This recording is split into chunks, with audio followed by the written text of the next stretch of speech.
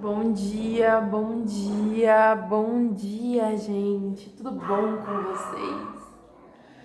Mas essa manhã de quarta-feira, ao meio da semana, devo dizer que não é o meu dia favorito, porque o meio da semana não é nem o início da semana e nem o final de semana. Mas amanhã já é quinta, depois sextou, e é isso aí. Começar orando a Deus e agradecendo por esse dia, como eu sempre faço, agradecendo por poder acordar com saúde, por poder fazer as minhas coisas.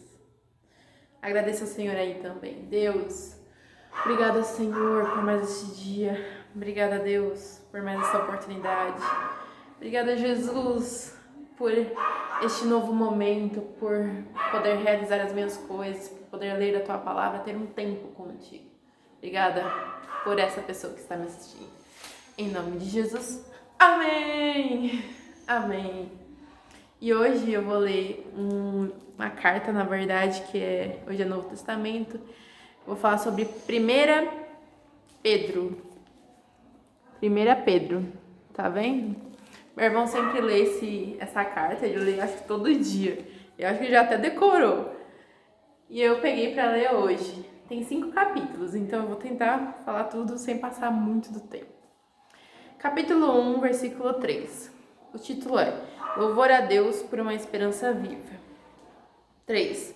Bendito seja o Deus e Pai de nosso Senhor Jesus Cristo. Conforme a sua grande misericórdia, Ele nos regenerou para uma esperança viva por meio da ressurreição de Jesus Cristo dentre os mortos. Por que ele fala sobre uma esperança viva? Vamos a um exemplo do nosso país. Hoje em dia é muito pregado, foi uma época muito pregada sobre um Cristo morto, um Cristo crucificado, um Cristo que estava pregado numa cruz. E a nossa esperança em Jesus ela é uma esperança viva, porque Cristo ele ressuscitou ao terceiro dia e ele está vivo. E é assim que nós cremos. Versículo 7 do capítulo 1. Assim acontece para que fique comprovado que a fé que vocês têm, muito mais valiosa do que o ouro que perece, mesmo que refinado pelo fogo, é genuína e resultará em louvor, glória e honra quando Jesus Cristo for revelado. Então ele está falando aqui, né, aos peregrinos dispersos. Aí ele fala da Galácia, da Capadócia, tudo. São pessoas que acreditavam em Jesus. E ele fala sobre a fé deles, que a fé deles é mais valiosa que o ouro. A nossa fé tem que ser assim, uma fé preciosa, uma fé cuidada, uma fé que a gente cuida e fala, não, eu acredito realmente nisso, eu não duvido disso. Versículo 15. Mas assim como é santo aquele que o chamou, sejam santos vocês também em tudo que fizerem. Ele fala também sobre a santidade. Eu sou uma pessoa assim que eu não gosto muito de falar de santidade, porque é difícil você... aqui no Brasil foi classificado santidade como um rótulo muito pesado. Mas a santidade ela é progressiva, ela é dia a dia. Isso significa que nós não vamos falhar? Não. Isso significa que nós vamos falhar, porém nós vamos nos arrepender e nós não vamos voltar ao pecado. E vamos então poder sermos chamados de santos. Então, a santidade é todo dia você se lavando, se limpando. Versículo 18. Pois vocês sabem que não foi por meio de coisas perecíveis como prata ou ouro que vocês foram redimidos da sua maneira vazia de viver, transmitida por seus antepassados. A nossa nação, eu tô dizendo do Brasil, porque é onde eu vivo, né? A nossa nação é uma nação idólatra, é uma nação baseada na idolatria, no catolicismo, onde as pessoas não entendiam nada da Bíblia e serviam por pura, vamos colocar assim, ignorância. Mas a Bíblia, ela é luz, ela traz luz. Então você vai ver que o seu Cristo ele não está longe, crucificado, distante de você, mas que ele está perto, que ele quer ter um relacionamento com você todo dia. Então é disso que eu provo. Eu provo desse relacionamento todo dia. Eu sou perfeita? Não. Mas eu provo desse relacionamento todo dia, porque eu estou aprendendo com Jesus. Versículo 23. Vocês foram regenerados, não de uma semente perecível, mas imperecível, por meio da palavra de Deus, viva e permanente. a nossa semente imperecível, a palavra. 25. Mas a palavra do Senhor permanece para sempre. A Débora, que vocês estão vendo aqui, um dia ela ou vai morrer ou Jesus vai voltar e nós vamos ser arrebatados. Eu prefiro a segunda opção. Mas enfim, ela vai passar. Mas a palavra de Deus nunca passa. E aí virão gerações e gerações, e essas gerações conhecerão o Senhor, porque é uma promessa para nossa nação.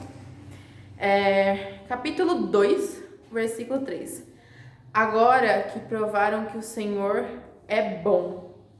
Então a gente vai conhecendo a Deus e cada dia mais a gente vai provando que o Senhor é bom. Versículo 6. Pois assim é dito na Escritura: eis que põe o Senhor uma pedra angular, escolhida e preciosa, e aquele que nela confia jamais será envergonhado. É Cristo, e se nós confiarmos nele, nós nunca vamos nos envergonhar, seremos envergonhados. Versículo 9. Vocês, porém, são geração eleita, sacerdócio real, nação santa, povo exclusivo de Deus, para anunciar as grandezas daquele que os chamou das trevas para a sua maravilhosa luz. Tem louvor.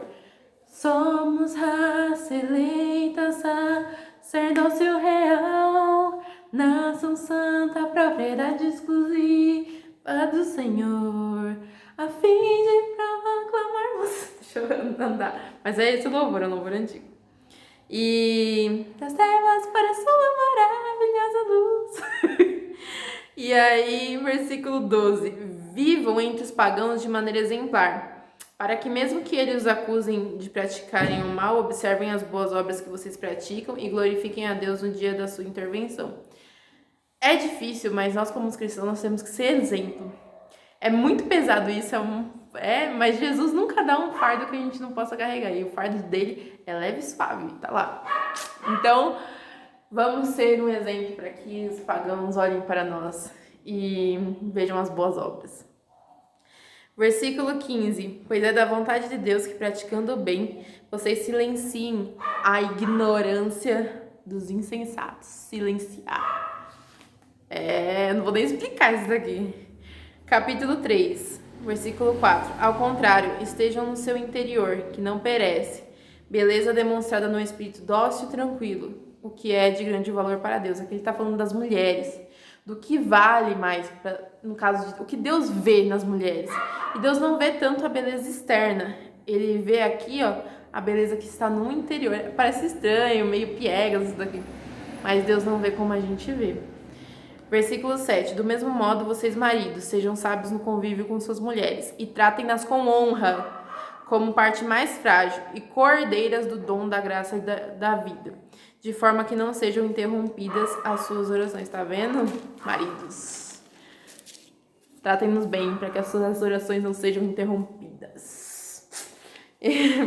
Capítulo 4, versículo 8. Sobretudo, amem-se sinceramente uns aos outros, porque o amor perdoa muitíssimos pecados. Se você ama, você perdoa. Versículo 10. Cada um exerce o dom que recebeu para servir os outros, administrando fielmente a graça de Deus em suas múltiplas formas. Então, é demonstrar a graça, demonstrar o poder de Deus. Eu tô estourando no tempo.